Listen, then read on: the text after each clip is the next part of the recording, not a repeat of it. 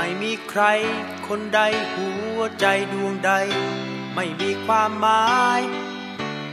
ต่างมุ่งหมายตามสายทางเดินคนเอ่ยคนเอ่ยคนต่างก็รู้อยู่ใจของใครก็รู้ใจไม่แตกต่างกันจะมีใครคนใดหรือใจดวงใด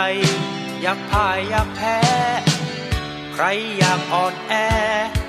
เรื่องราวใครต่างคนต่างใคร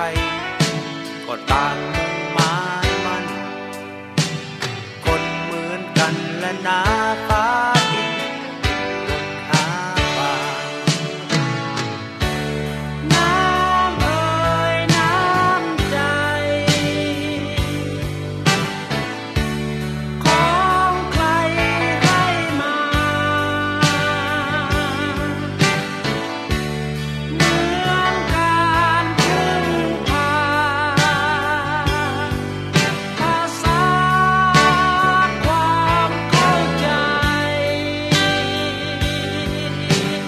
น้ำเอ่ยน้ำใจของใครให้มา